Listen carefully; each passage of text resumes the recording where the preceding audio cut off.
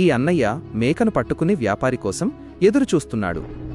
ఇంతలో ఒక వ్యక్తి గోడెక్కి ఫ్లెక్స్ బ్యానర్ తాడును గొడ్డలితో నరికేస్తాడు. అప్పుడు దాని వెనుక నుండి ఒక వ్యక్తి బయటకు వచ్చి ఈ మేక మెడకున్న తాడును తీసేసి దాన్ని ఎత్తుకుంటాడు. ఆపై ఇప్పుడు ఏం చెయ్యాలి అని అడుగుతాడు.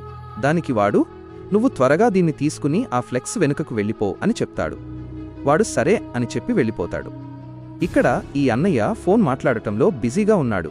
ఇంతలో వ్యాపారి వచ్చి ఆలస్యమైనందుకు క్షమించండి అని అంటాడు. అప్పుడు ఈయన 30,000 రూపాయలు అడుగుతాడు. వ్యాపారి ఆ డబ్బు ఇచ్చేసి మేకనివ్వమంటాడు.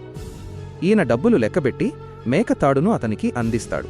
అప్పుడు వ్యాపారి, అరే మేక ఎక్కడా అని అడుగుతాడు. అది చూసి ఈయన షాక్ అవుతాడు. ఇప్పుడే ఇక్కడే ఉండేదే అని అంటాడు.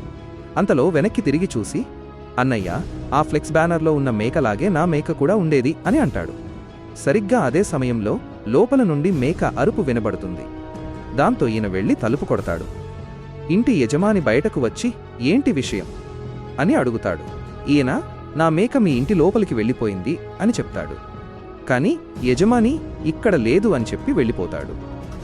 ఇంతలో మున్సిపాలిటీ ఆఫీసర్ వచ్చి ఈ ఫ్లెక్స్ బ్యానర్ గోడకు ఎందుకు కట్టారు అని అడుగుతూ 50,000 రూపాయల జరిమానా ఫైన్ వేసి వెళ్ళిపోతాడు.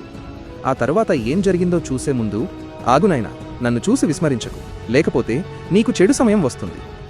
ఒక్కసారి కామెంట్లలో హర్ హర్ మహాదేవ్ అని రాసి వీడియోకి ఒక లైక్ చేసి ఛానల్ను సబ్స్క్రైబ్ చేయి. నీ ప్రతి కోరిక నెరవేరుతుంది. ఈ అన్నయ్య వెతుక్కుంటూ వచ్చి తన మేకను తాను తీసుకువెళ్ళిపోతాడు.